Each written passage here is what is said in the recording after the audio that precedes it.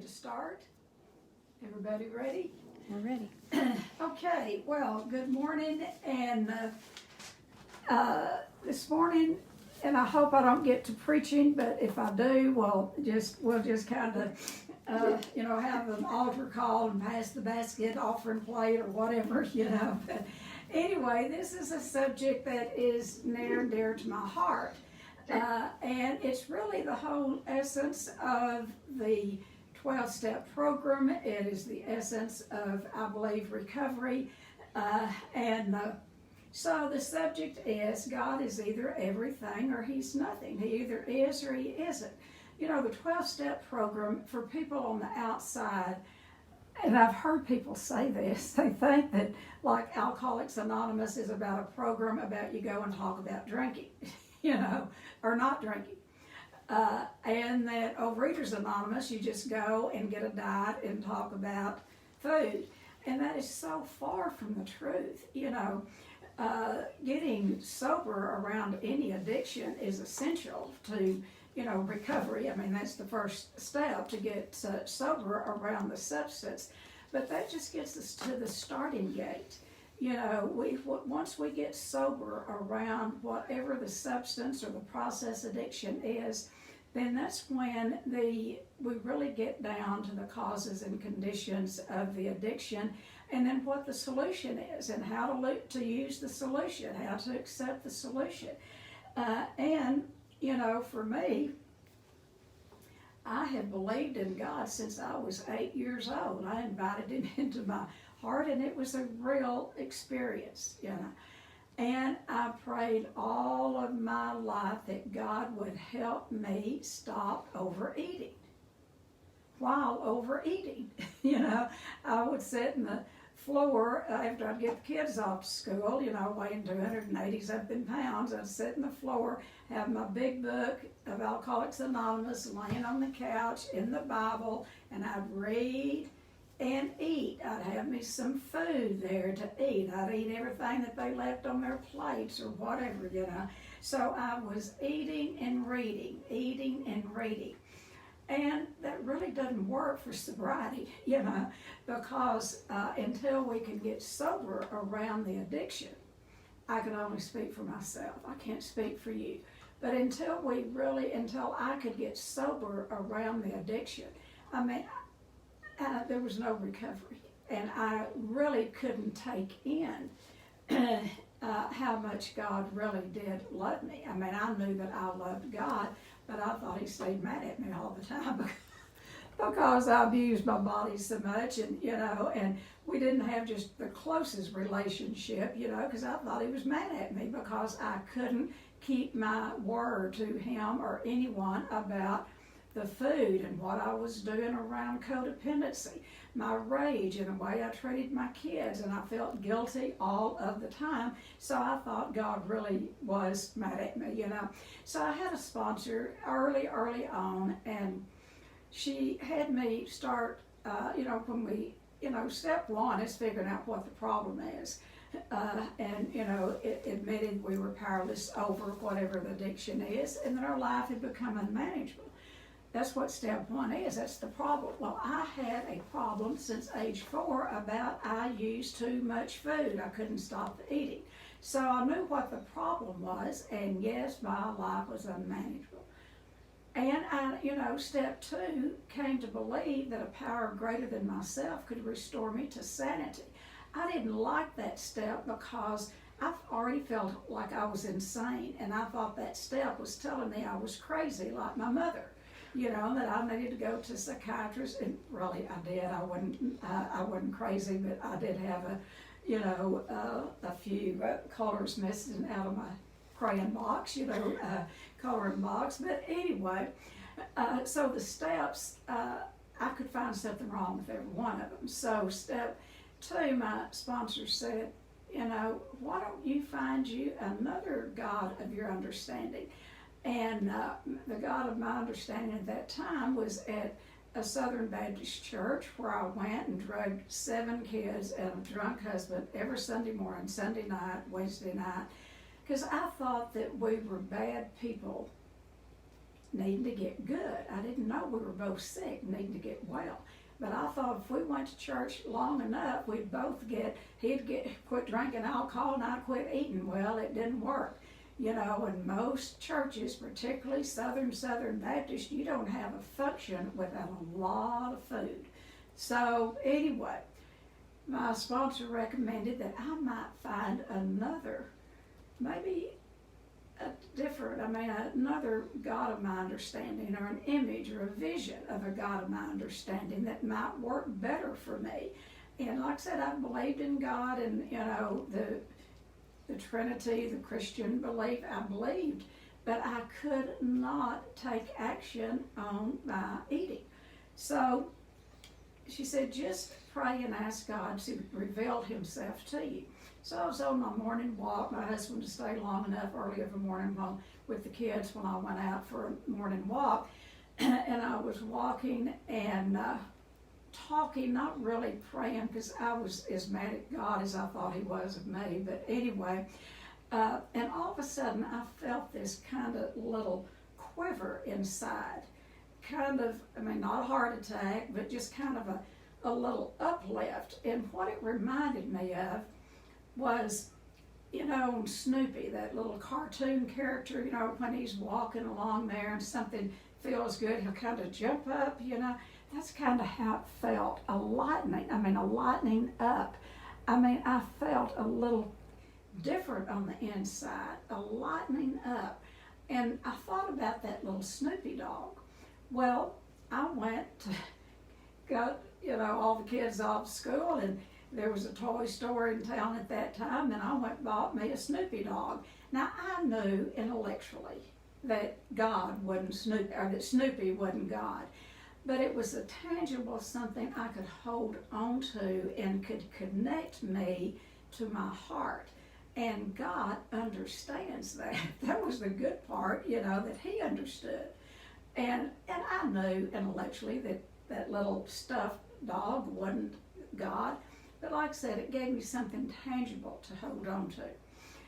And then as I would tell that story, my kids bought me, as they got to be teenagers. Anyway, I've got baskets of Snoopies. I've got clothes for Snoopy dog, you know, that my kids and friends have bought me through the years. So I always like to tell that little story because God knows our hearts, and he's going to, he will reveal himself in ways that where we are at the time. He'll meet us where we are. But this, where this comes from, out of the big book of Alcoholics Anonymous, that where God is either everything or he's nothing, it comes out of the chapter, on page 53, the chapter 2 says, we agnostics. An atheist is someone who doesn't believe in God. An agnostic is someone who believes but takes no action. And that was really me. I believed in God and prayed and begged him to help me stop eating, but I really didn't take the action. I didn't stop the overeating, So it works in partnership. God could just zap us well in a minute. He's that powerful. But I do believe he wants us to do our part. So I want to read you this out of the book, Big Book of Alcoholics Anonymous, out of the chapter that's agnostic. And it said, when we became alcoholics, you can put any addiction in there, when we became addicts, crushed by a self-imposed crisis we could not postpone or evade, every addict that I've ever known and myself, we have self-imposed crisis. I always had a crisis going. I loved a crisis. I don't know about you. I loved a crisis. Now, intellectually, I didn't think I loved a crisis, but I really did. I would find a problem that I thought I could fix through my codependency, and then when I couldn't fix it, then it gave me an excuse to go use the food over it because I felt so bad. So I don't know if y'all had imposed crisis or not, where we bring some of this stuff on ourselves. Crushed by a self-imposed crisis we could not postpone or evade, we had to fearlessly face the proposition that either God is everything or else he is nothing. God either is or he isn't. What was our choice to be? So I believe we have a choice. God gives us a choice every single solitary day. But this book of Alcoholics Anonymous is, I believe, divinely inspired by God to the man that wrote it. First 164 pages was Bill W. And in his office where he wrote, there was the New Testament, and a lot of the big book comes straight out of James and Ephesians, out of the Bible. You know, what James and Ephesians in the Bible, and this is not about religion, this is about spirituality. But what it tells us is exactly how to live life on life's terms, how to act like decent human beings to each other. And that's what the program, the 12-step program, has taught me, because I didn't have good parenting. And so what the 12 steps program has given me has been a parenting program. It has actually taught me how to live life on life's terms. So I want to talk a minute about, you know, the daily discomfort. And I'm not pointing fingers at anyone. I'm not being judgmental. I say that as a disclaimer, and maybe I am. I don't know. But I have a lot of church-going friends. Faithful church-going friends. Faithful prayers. I mean, they believe in God. But then when they're faced with a daily discomfort of the battle of the mind, from worry, I see them have trouble going from that point of worry to faith. And then when they get back into the faith, it's not any time that they're back into worry. Now, I will tell you, people in 12-step programs, we are not perfect by no means.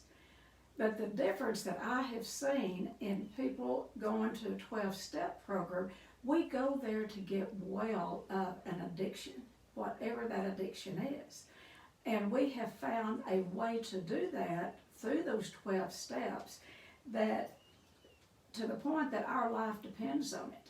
Now that's what makes it different than some people, you know, like some of my very religious friends. Their very life does not depend on them depending on the God of their understanding. I don't know if you can understand what I'm saying. Shake your head yes. If you know, I must depend on God every day to help me and guide me into feeding myself appropriately. You know, I've been in good recovery. I've been in OA since 1972. But for the first 13 years, I was in relapse off and on, most on relapse instead of off. And then, you know, developed bulimia and practiced bulimia for 13 years. And I couldn't get honest about that. I could not get honest about what I was doing with food and with bulimia because I had so much shame about it. So I got so sick, you know, bought me a ticket to treatment. I mean, I had to pay for the ticket. But anyway, I got so sick, through the grace of God, I found out about a program in LA. I didn't even know they treated folks like me. And it took treatment, inpatient treatment, to get me detox from the food. And I mean, I do not believe I could have done it by myself. Detox from the food and the bulimic behavior. And then what that brought up when I got abstinent was everything that I had been stuffing down with the food. It brought up all of my abuse issues. It brought up all, you know, we didn't even know the word codependency back then. I heard it in treatment. Codependency was just beginning to be, you know, be kind of the buzzword. That was 36 years ago. So when I got abstinent from the food, I'll tell you what, my other issues came up in blazing glory. I mean, my codependency issues, all of that. and then my abuse issues as a child. So then I had to deal with all of that. And how I dealt with it is I went to treatment for 30 days in a trauma program down in Florida. One end of the United States to the other. But I got willing to do whatever I had to do to get well because I'd lived sick for so long. I was sick and tired of being sick. And, you know, some of you, I know some of you, and some of you got about as sick as I did. Some of you didn't. You know, we all have our stories and have our bottoms, you know, and not everybody's bottom is the same. And what I'm, you know, want to talk about is I believed in God and I prayed on a daily basis to help me. And I do believe He did. I mean, He did in ways that I didn't see at the time. And by putting the young man in my life that gave me the book to read about the treatment center where I went to, I believe that was a divine intervention.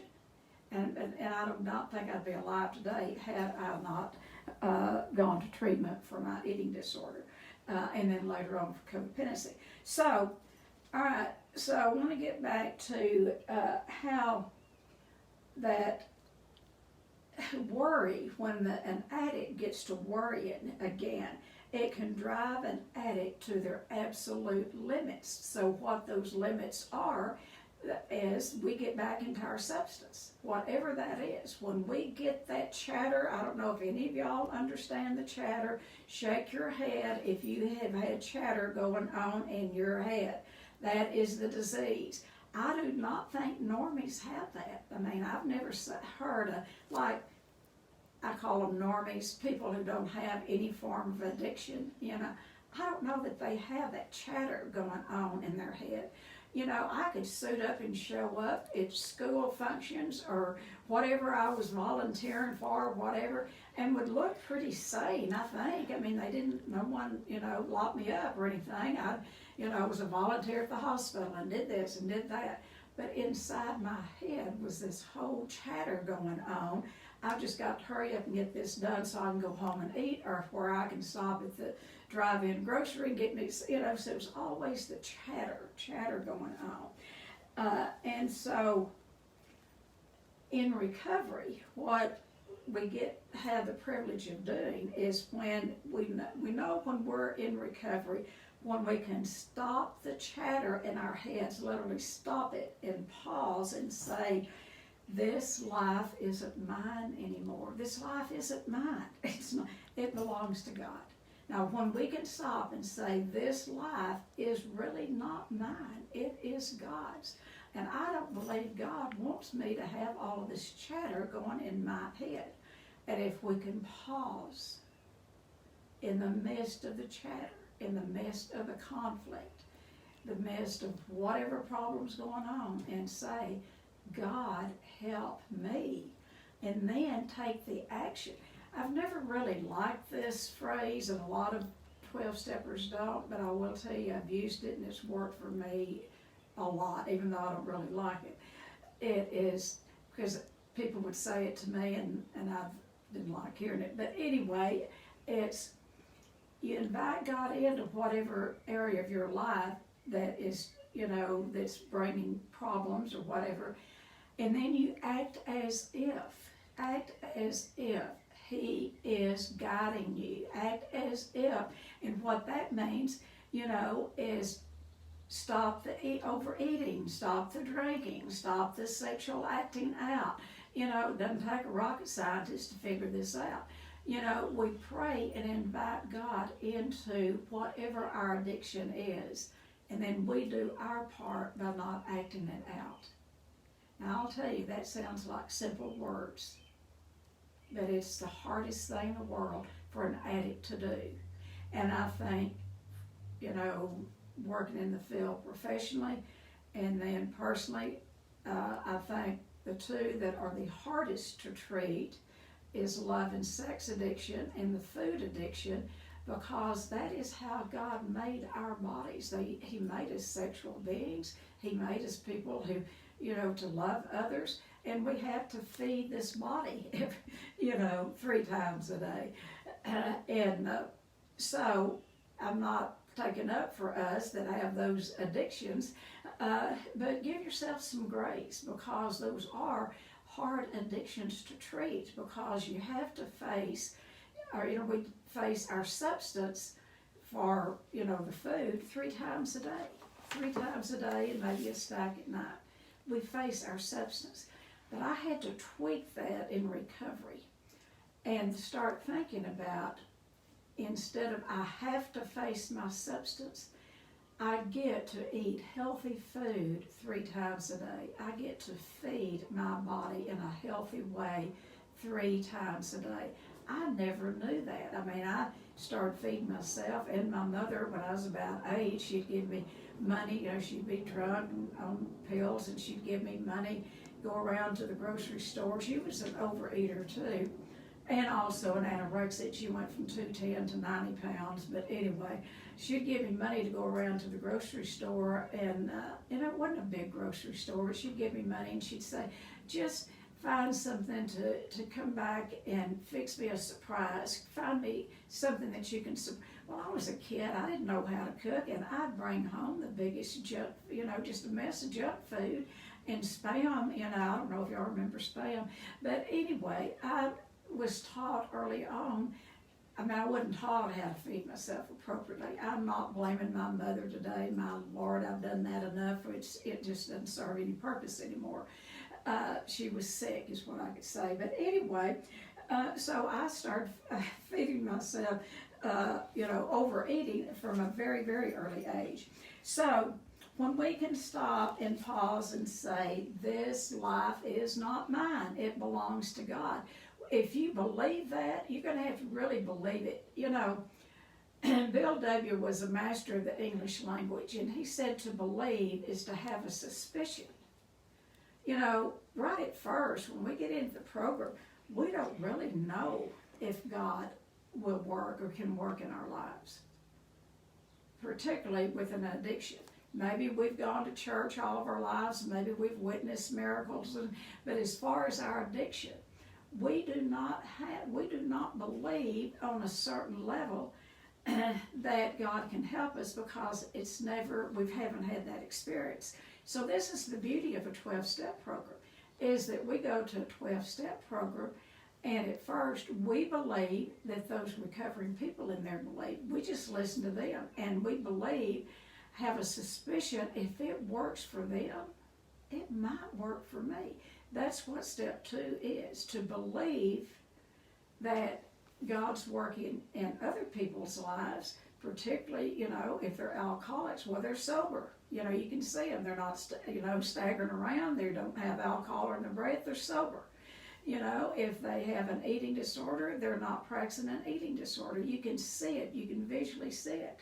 And if you keep going, you can see it more, how people change in the program. So that gives us a suspicion that, if it will help others, it could help us.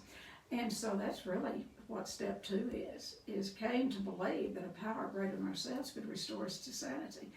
And then, in step 3, this is a simple program for complicated people. Step 3, all we have to do is we make a decision.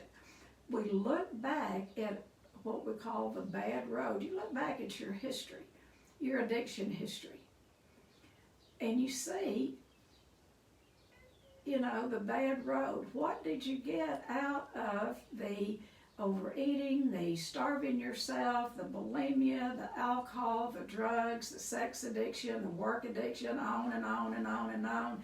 You look back and see the bad road, see the consequences of what that addiction brought to you. That's all step 3 is. You look back at the history of your addiction, and has it caused you any harm? If it hadn't, keep doing it, I guess. I don't know, but you have to look at, are you done? Are you through? Have you had enough pain through that addiction? And then all you do in step 3, decide that you want to go a different way. And then if you decide you want to go a different way, then that's when the work begins. You make a decision to begin to turn your will and your life over to the care of God as you understand it. Turning our will and our life is our thinking and our actions. So bingo, our actions. If you really want to recover from a food disorder or alcohol, you invite God into every one of those behaviors. Or sex addiction. I tell sex addicts all the time, you know, they may be married and have 3 or 4, you know, people on the side, or they may go pay for sex, or they may be porn addicts or whatever. And what I say is, if you can invite God into that act, go for it. If you feel like you can invite God in there and get his blessings, go for it. I haven't seen many of them to agree with that. And the same with the food, the alcohol. You know, invite God into that every bite, into that meal. And for an anorexic, the hardest thing for an anorexic to do is to refeed themselves.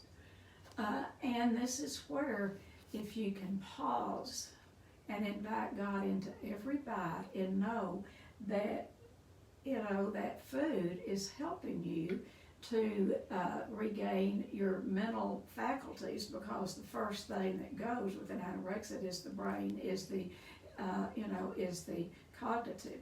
And then with bulimics, oh my Lord, and I'm a recovering bulimic, you know, is to invite God into every bite you eat. You know, I would binge and binge and binge and binge, and then find a way through massive laxatives to get rid of the food. And in order to stop that, you don't take away one behavior without replacing it with another one. I couldn't just stop. You know, for people who want to lose weight, oh God, there's all kinds of programs. Go down 8 miles on Buffalo Gap Road, turn left, go 2 blocks, and there's Weight Watchers. If that's all you want to lose weight, I mean, it's a good program. And, you know, and they help people. They help people. You know, there are people who gain weight through, maybe they've gained some weight through having babies, or they've gained some weight through medication or whatever, and they can go to Weight Watchers and follow their guidelines, and they can lose the weight. Now, I will tell you, if they don't have an eating disorder, they will lose that weight one time. I don't believe they're the ones that become lifetime members. Now, that's a judgment on my part. If you have to keep going back and regain the weight and lose it again, I believe that turns into more of an eating disorder. So, you know, that's not what Overeaters Anonymous is. It is not a diet and calories club. It's a way to learn how to live life on life's terms without using any food or any food behavior.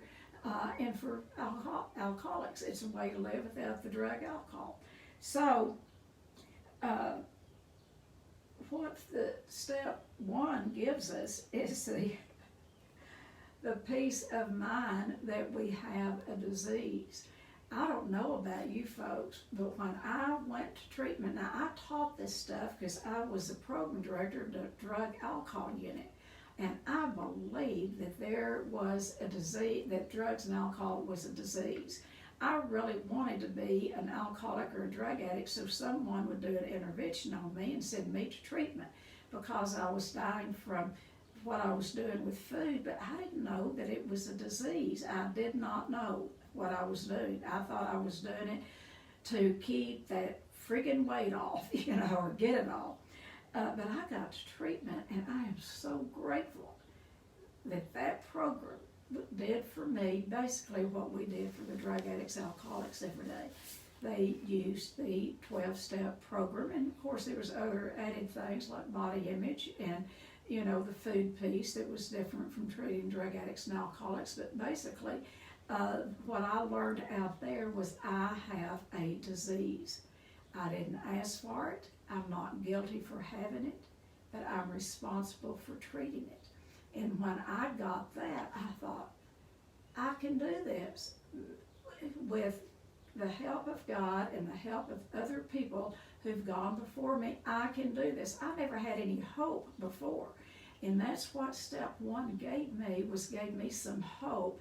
I was thrilled to find out I had a disease. Now that may sound lame to y'all, but I did not know, and I taught that every day to drug addicts and alcoholics, that what they had was a disease. Mine was bad behavior. I was a glutton and weak-willed. So anyway, step one gives us hope that through realize that we have a disease that can be treated.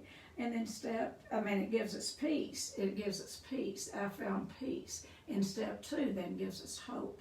Gave me a lot of hope that I don't have to do it alone. I cannot do it by myself, but with God's help and folks like a lot of you, I can do it one day at a time. And then step three is all we have to do is take the action to turn the addiction over to the care of God as we understand Him. So God is either everything or He's nothing. He either is or He isn't. And I know that, I've been guilty myself of having a problem and getting on my knees and turning it over and turning it loose and all, and then get up and then an hour later take it back and letting it live rent-free in my head. God will let me do that. And today, and like I said, I do not do this deal perfect. I don't. But I do it so much different than I ever did. Is that really what happens in my life and my family and other people around me? It's really none of my business. That is really up to God. My business is to turn my will and my life over to Him on a daily basis and put my family members and my employees and my friends in God's hands. And I can't be the savior of anyone. I tried to save the world. It is not my place to save anyone. But I can be a support. I can encourage. I can teach. I can give directions when asked. Sometimes with my friend Misty, I give her directions when she doesn't even ask for them. Yes, she does. But most of the time, I'll wait until asked. And that's different in my codependent days. So,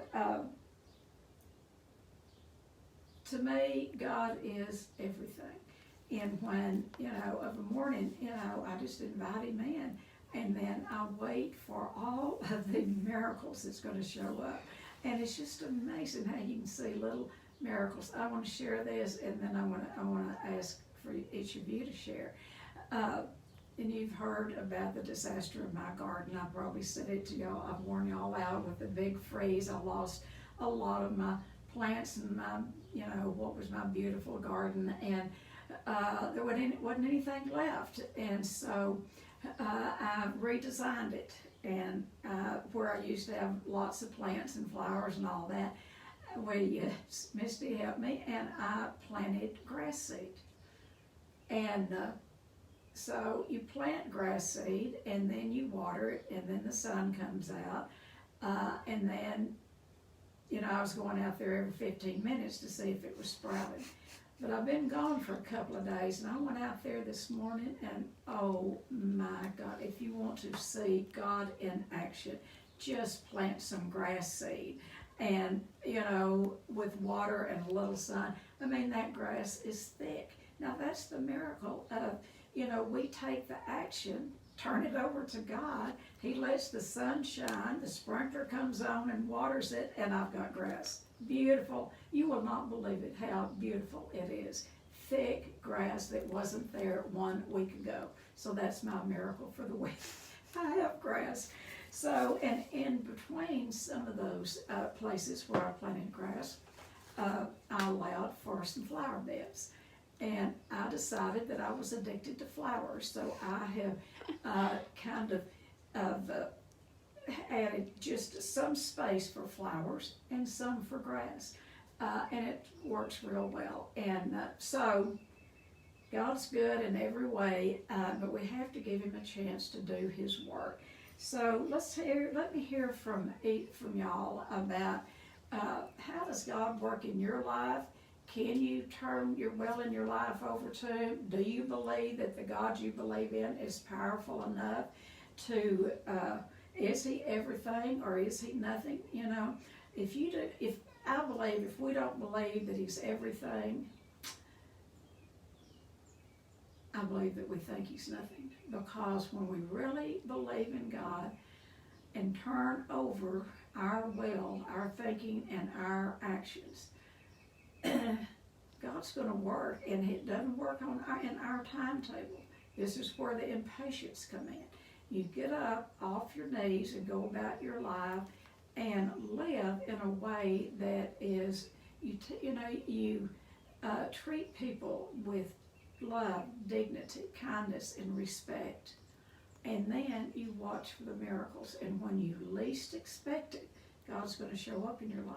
I mean, there's no failure to it. So, all righty, let's hear from Sarah Gigi. has her hand up. Huh? Sarah. Sarah, good. Miss Sarah.